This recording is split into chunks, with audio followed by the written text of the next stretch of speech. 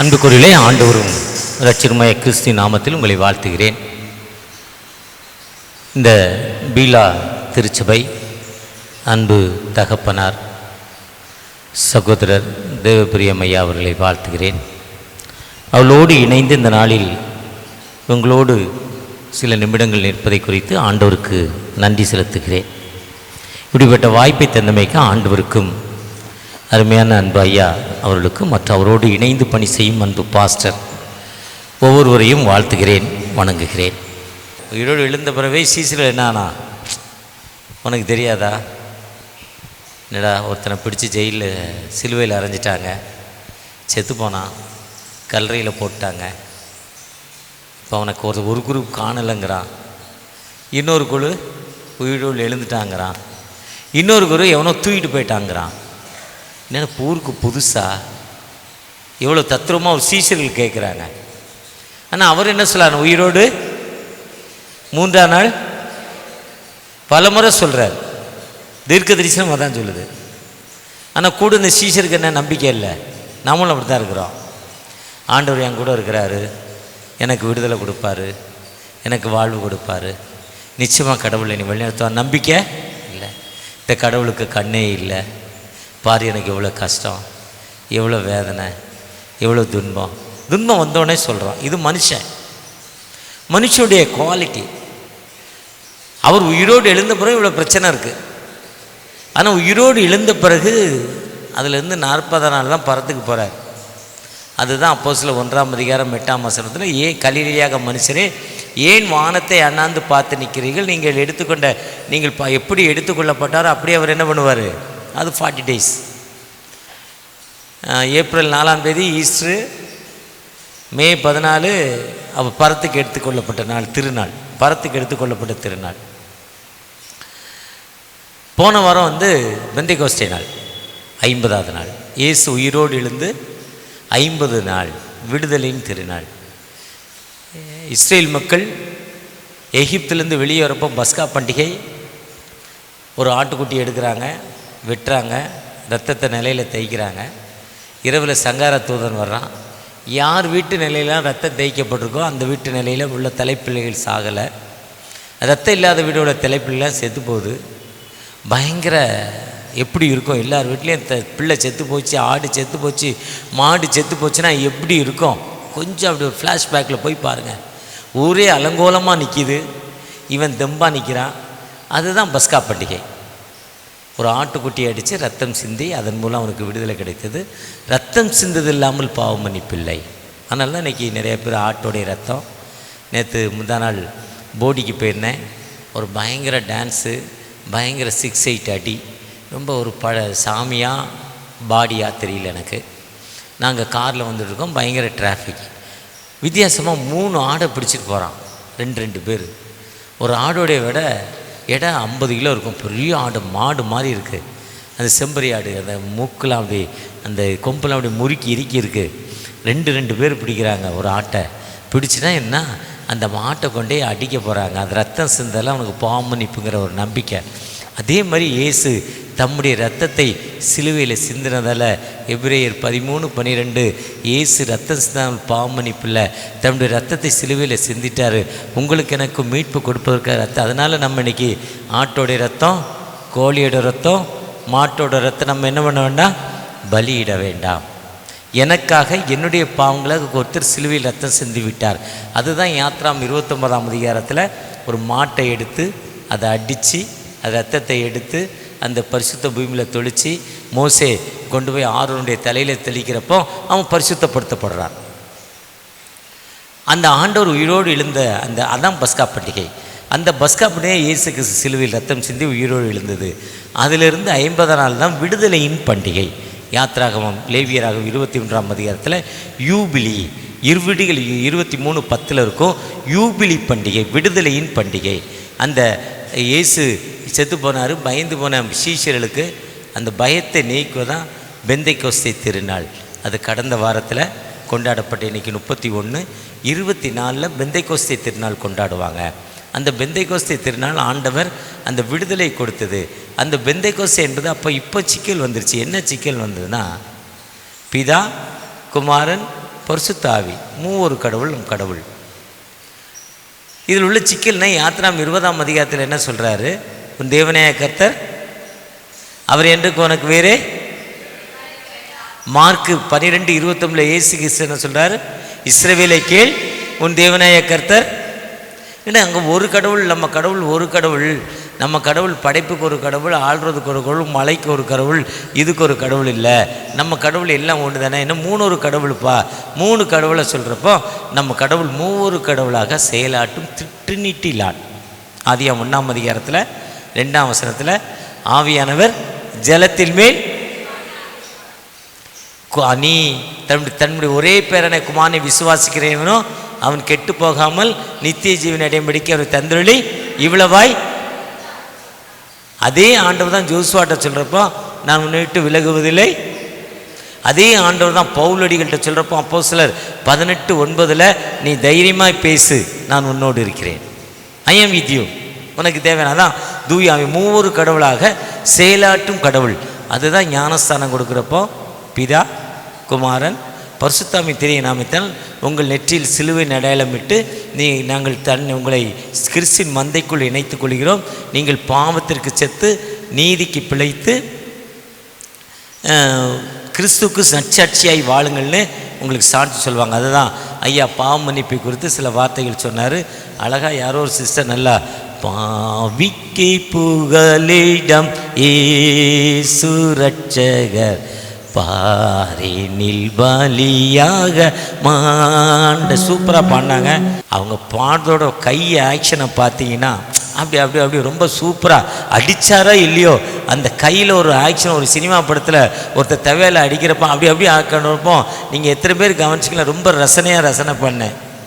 அந்த தம்பி பாடினது யார்? நல்லா பாடினாங்க. அங்கேருந்து எட்டி பார்த்தா நல்லா பாடினாங்க. ரொம்ப சூப்பராக பேட் அடிச்சிங்க. ஆண்டவர் நமக்காக அந்த திருத்துவ ஞாயிறை கொடுக்கப்பட்ட ஒரு நாள். இது ட்ரினிட்டி சண்டே. அதுதான் மூவொரு கடவுள். அதுதான் கொரிந்தியில் எழுதுகிறப்போ ரோமரில் எழுதுக்கும் கர்த்தராகிய இயேசு கிறிஸ்துவின் கிருபையும் பிதாவாகிய தேவனுடைய அன்பும் பரிசுத்தாவின் உள்ளத்திலும் உங்கள் அனைவரோடும் எப்பொழுதும் தங்கியிருப்பதான்னு பவுலடிகள் திரும்ப சொல்வார். ஏன்னா இன்றைக்கி திருச்சபைகள் பல விதம். ஒரு விதம் யெகோவா திருச்சபை சொல்கிறான். கடவுள் ஒருத்தர் தான்ப்பா, யெகோவா தான் கடவுள். அவன் ஒரு விதமான அந்த சைனிங் பண்ணி வச்சுருக்கான். அந்த கூட்டத்தில் போனீங்கன்னா அந்த மெசேஜில் சைனிங் பண்ண கூட்டத்துக்கு போனால் அந்த கூட்டம் வேறு எங்கேயுமே வராது. அப்படி நிறைய கூட்டம் இருக்குது. அந்தளவுக்கு மெசேஜில் பாலிஷ் பண்ணி ஒரு மாதிரி மக்களை திருப்பி வச்சுருக்கான். இன்னொருத்தர் சர்ச் ஆஃப் கிரைஸ்ட்டுங்கிறான். இயேசு ஒருத்தர் தாண்டா கடவுள். இது என்னடா நீங்கள் தகப்பங்கிறீங்க ஆவிங்கிறீங்கிறான். ஒருத்தன் சொல்கிறான் தூய ஆவியினுடைய திருச்சபை, ஹோலி ஸ்பிரிட் திருச்சபைங்கிறான். ஆனால் மூவொரு கடவுள் இல்லாமல் வேதாகமும் இல்லை. மூவொரு கடவுளாக செயலாற்றும் ஆண்டவர் பரிசுத்தாவின் வல்லமை. ஆதியாகமம் 2ஆம் அதிகாரத்தில் சொல்கிறார். ஆதியாகமம் 1ஆம் அதிகாரம் 2ஆம் வசனத்தில் ஆவியாக இருக்கிறார். தகப்பனாக யெகோவாக, அதாவது சர்வேஸ்வரராக சர்வ வல்லவராக நமக்கு நம்மோடு இருந்து தூயாவுடைய மகிமை நமக்கு முன்னால் பின்னால் கடந்து சென்று எல்லா நிலையிலும் நம்மை ஆசீர்வதிக்கும் ஆண்டவர். நமக்கு தேவையானவற்றை அருளும் ஆண்டவர். புதிய பலத்தை புதிய வல்லமையை தரும் ஆண்டவர். அந்த மூவொரு கடவுள் நம்மளை அரசாட்சி செய்து கொண்டிருக்கிறார். அந்த மூவொரு கடவுள் தான் இன்னைக்கு ட்ரினிட்டி சண்டே. இதுதான் இன்னைக்கு ஹிஸ்டாரிக்கலுடைய சரித்திரத்துடைய அந்த எப்போவுமே அந்த ஈஸ்டர் முடிஞ்சு 50ஆவது நாள் பெந்தைக்கோஸ்தே திருநாள், 40ஆவது நாள்லேருந்து 43 நாள் பரத்துக்கேர். அந்த சண்டே 40க்கு அடுத்து வர்றது பரத்துக்கேர்ன திருநாள் என்று அந்த கொண்டாடுவாங்க. இது பெந்தைக்கோஸ்தே திருநாள். இது ட்ரினிட்டி சண்டே. இந்த ட்ரினிட்டி சண்டே என்பது மூவொரு கடவுளாக ஆண்டவர் நம்மைக்கு எப்பவும் ஆட்சி செய்யும் ஆண்டவர். அந்த ஆண்டவர் நம்மோடு கடந்து வந்திருக்கிறார். எரேமியா 7ஆம் அதிகாரம் 23ஆம் வசனம் கடந்த வாரத்தில் நான் வாசித்த ஒரு வசனம். திரும்ப நான் அதை பல முறை பல நாட்கள் பல வாரங்கள் வாசித்து கொண்டே இருந்தேன். வாசிங்க எரேமியா 7. என் வாக்குக்கு செவி கொடுங்கள், அப்பொழுது நான் உங்கள் தேவனாய் இருப்பேன். என்ன அருமையான வார்த்தை. obey to my words, I am your Lord, you are my people. செவி கொடு. நான் உன் தேவன், நான் உன் ஜனம். ஆண்டவருடைய வார்த்தைக்கு செவி கொடுக்குறப்போ என்ன நடக்குன்னா, யோவான் 14:1, உங்கள் இருதயம் என் நாமத்தினால் எவைகளை கேட்டாலும் கேளுங்கள் தரப்படும், கேட்கிறவன் எவனும் obey to my words, என் வார்த்தைக்கு செவி கொடு.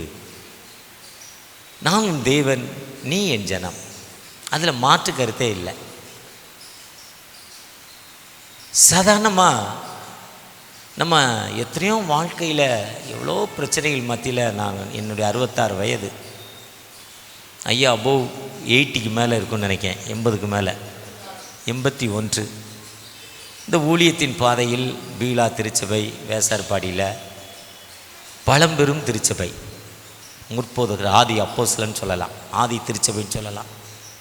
அநேகருக்கும் ஊற்றும் உறைவிடமும். எவ்வளோ போராட்டம், எவ்வளோ வேதனையின் மத்தியில் ஜெபத்தில் முழங்காலில் நின்று எவ்வளோ ஜெபத்தில் வந்திருப்பார். என்னுடைய பிஸ்னஸ், நான் சாதாரணமாக சைக்கிளில் வந்த பகுதி, சைக்கிளில் வந்தேன். சனி ஞாயிறுலாம் வரமாட்டேன், கவர்மெண்ட் ஹாலிடேலாம் வரமாட்டேன். அடிப்பாங்க, தண்ணி அடிச்சுட்டு திருடுவாங்க, பாக்கெட்டில் இருக்க எடுத்துக்குவாங்க. அதனால் வரமாட்டேன். சாயங்காலம் 6 மணி 7 மணிக்கு மேலே, 5 மணிக்கு மேலே இந்த ஏரியாவுக்குள்ளே வரமாட்டான். எங்கள் காசு எங்களுக்கு இல்லை, எதுக்குது வம்பு. சைக்கிள் வந்தால் சைக்கிள் இருக்கிறத எடுத்துக்குவாங்க, கேட்டால் அடிப்பான் டேட்டுமா. அப்போது நான் சொல்வது 35 வருஷத்துக்கு முன்னால் எந்த கடைக்கும் முன்னால் ஜாமான் இருக்காது. எல்லாம் கை நீட்டி எடுத்தால் எட்டாத அளவுக்கு தான் உள்ள ஜாமான் வச்சுருப்பாங்க. இந்த மலையாளி தான் கடை வச்சுருப்பாங்க, என்ன திட்டினாலும் கண்டுக்க மாட்டான், அடி வச்சாலும் வாங்க மாட்டான். இன்றைக்கி ரொம்ப அட்வான்ஸ் டெக்னாலஜி இந்த பகுதி.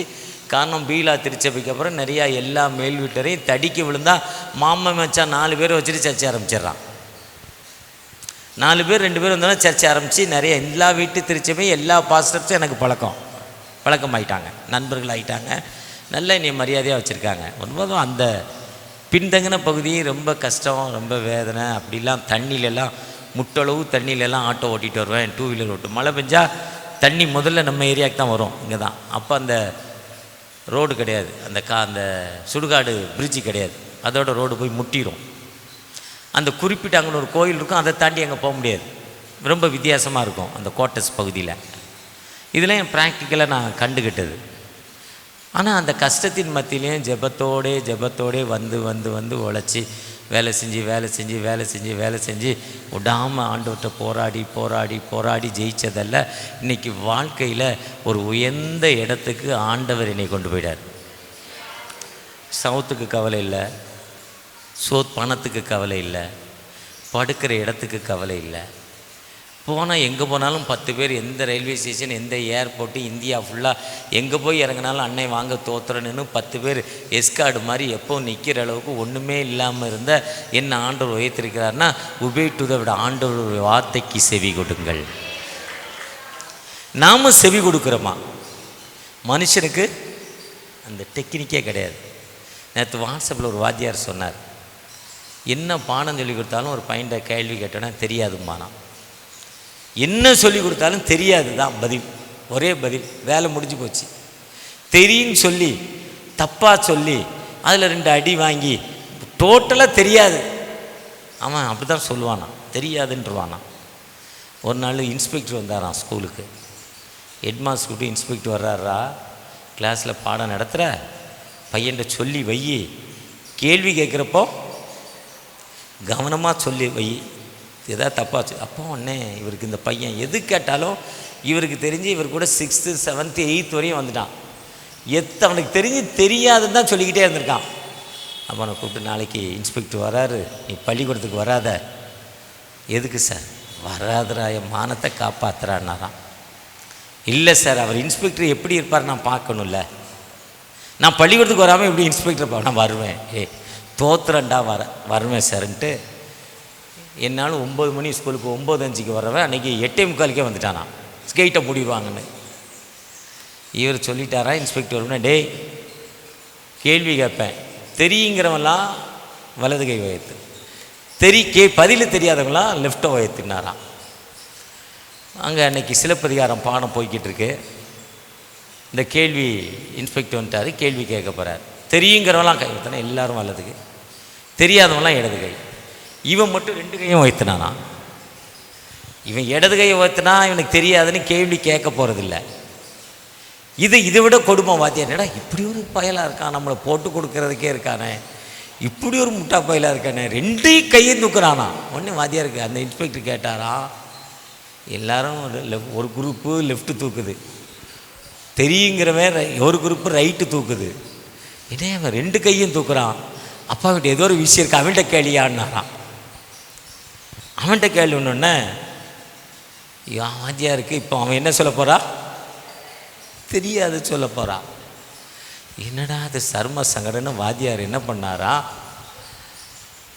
இரவில் ஆமைக்கு கண் தெரியுமா தெரியாதா, பகலில் ஆமைக்கு கண் தெரியுமா, அவனுக்கு பதில் என்ன தெரியும், தெரியாது. அப்போ ஆமைக்கு என்னாச்சு, ஓகே.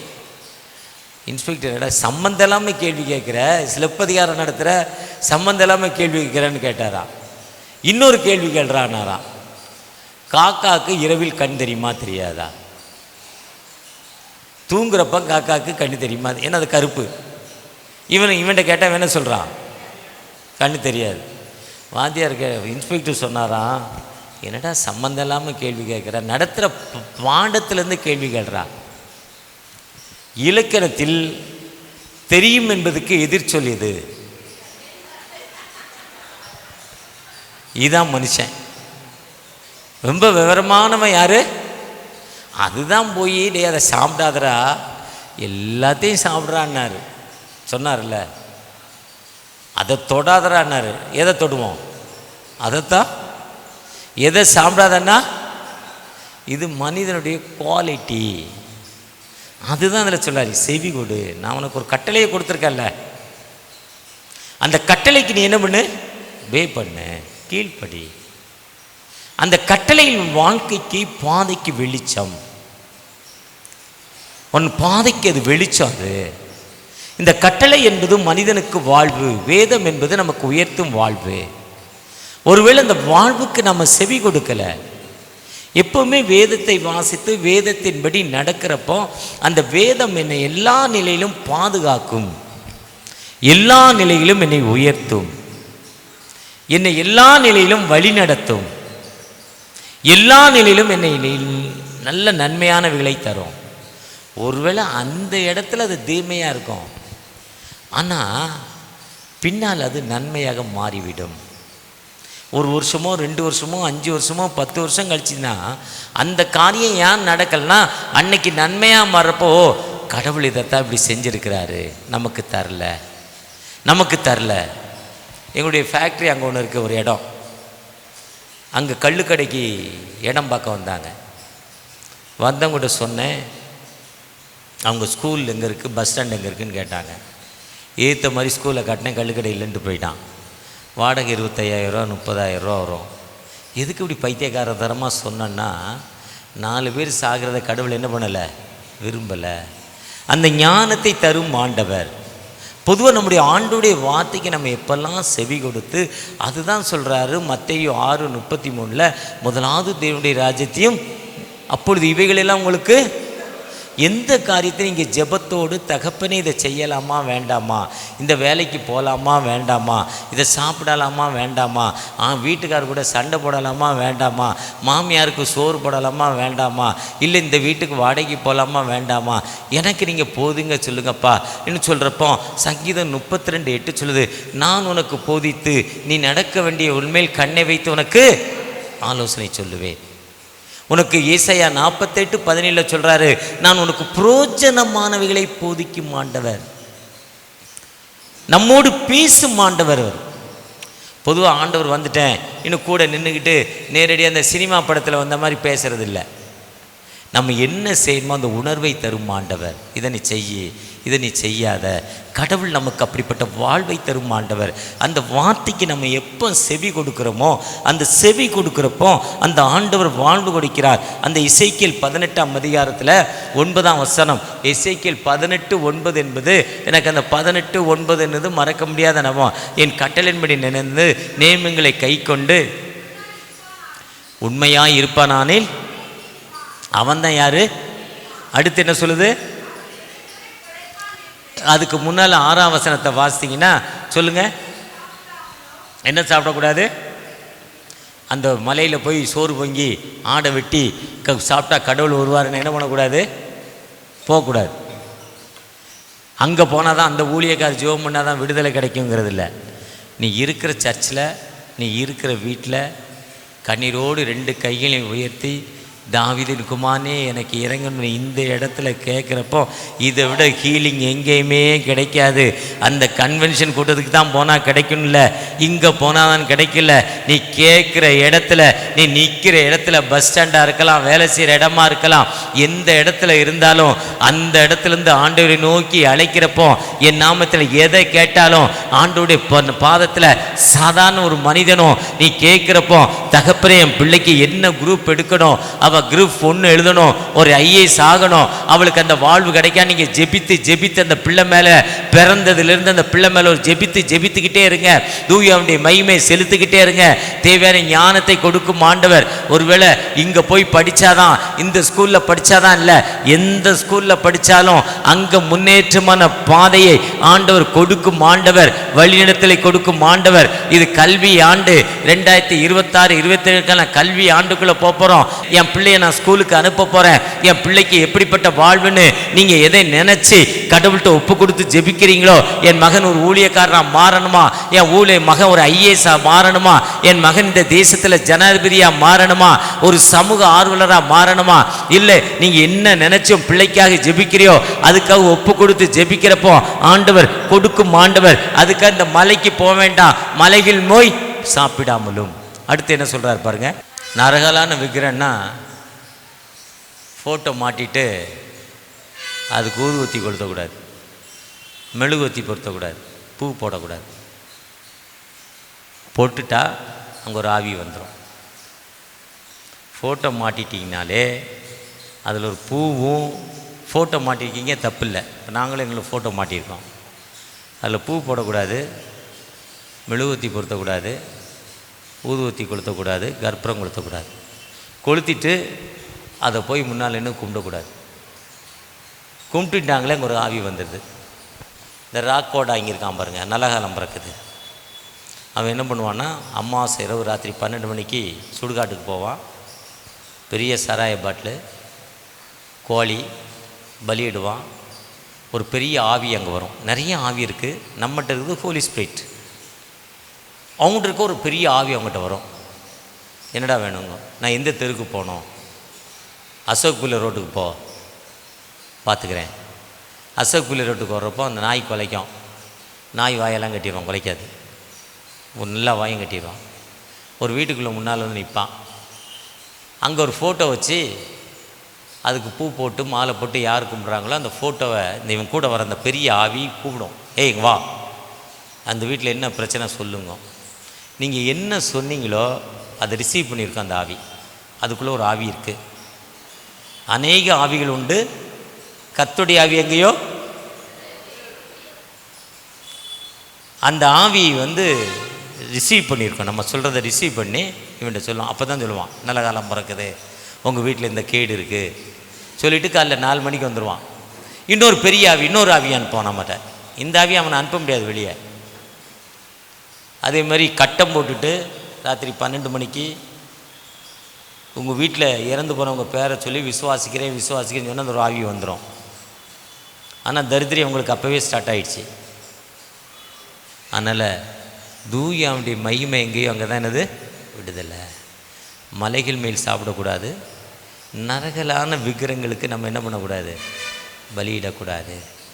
கர்த்தருடைய ஆவியை நம்ம கட்டுப்படுத்தணும். அடுத்து வாசிங்க, எசேக்கியேல் 18:6-7. அந்த கண்களுக்கு நம்ம கண் அங்கே எடுக்கக்கூடாது. அடுத்து யாருடைய மனைவியை தீட்டுப்படுத்தக்கூடாது. அடுத்து சொல்லுங்க.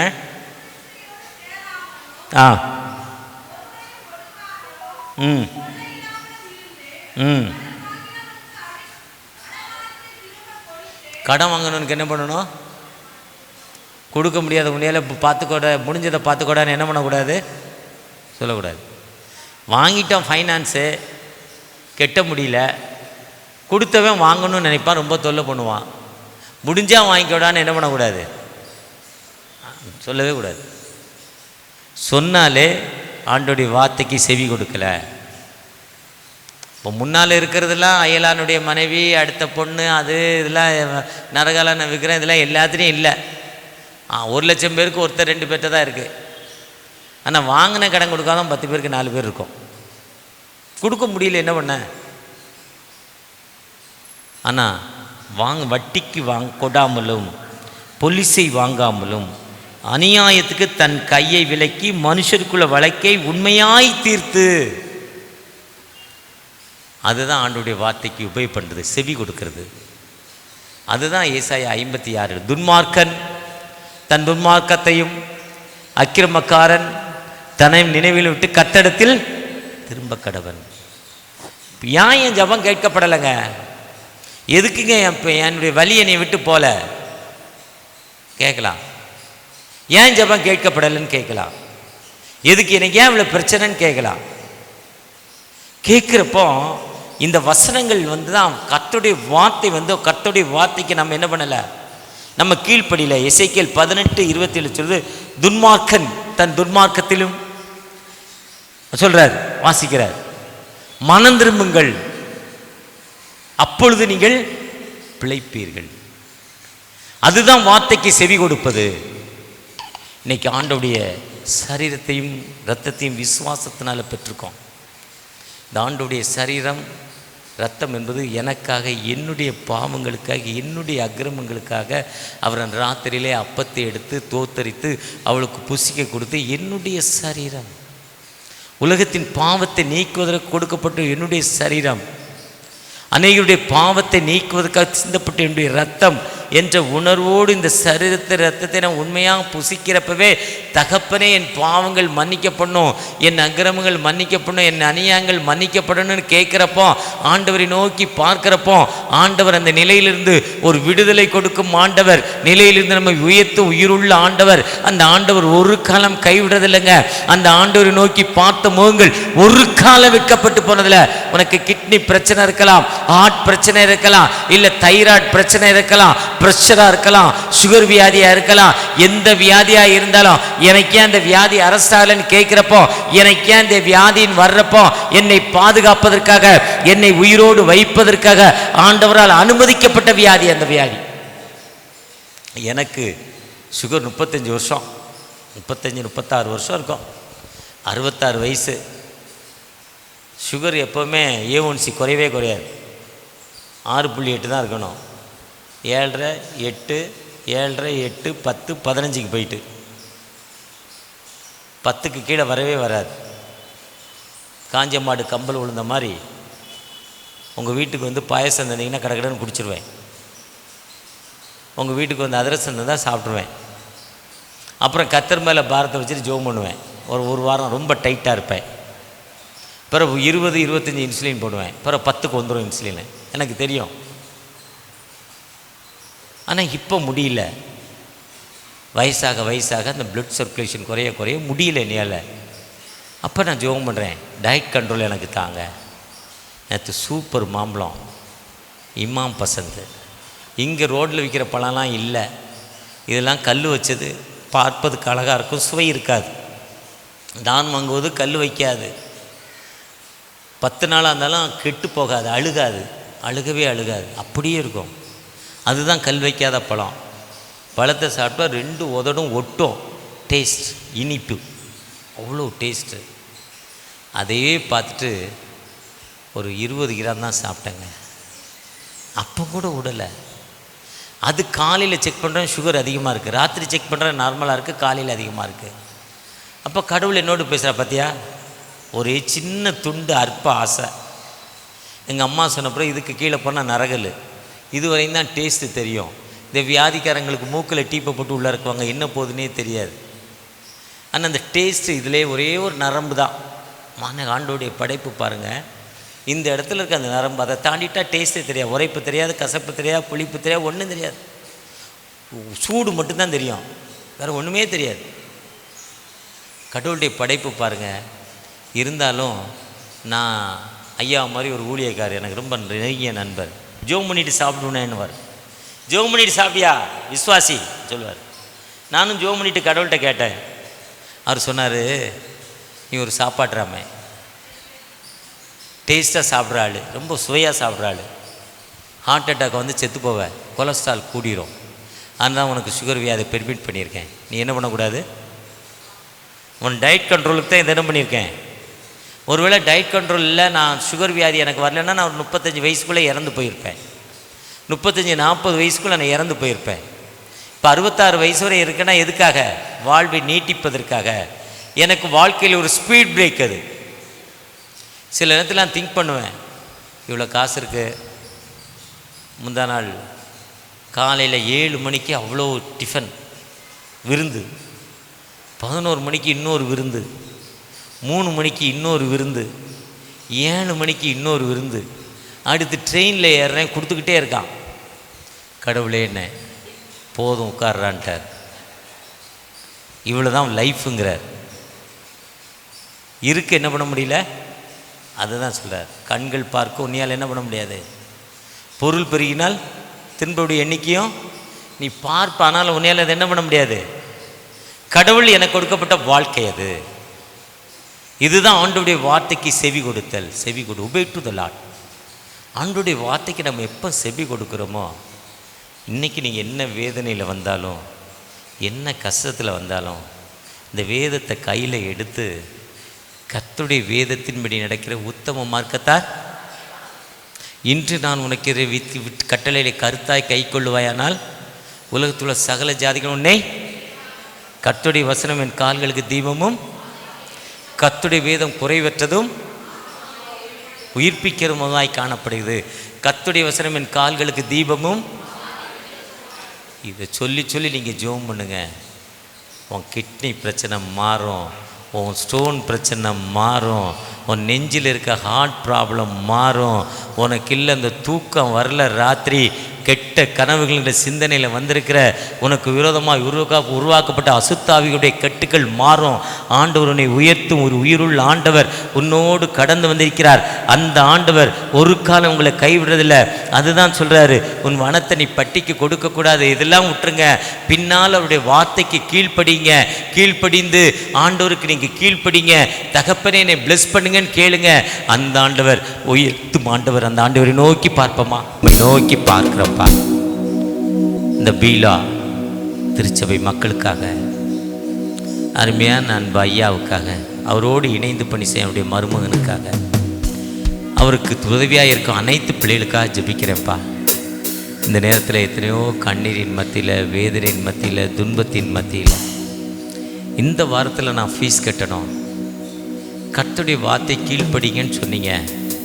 நான் விசுவாசத்தோடு இந்த வேதத்தை வாசித்து நான் செயல்பட போகிறேன். எனக்கு ஒரு அற்புதம் செய்யுங்கன்னு ஜெபிக்கிற அன்பு பிள்ளைகள் மத்தியில் உடைய கிருபை இறங்கட்டுப்பா.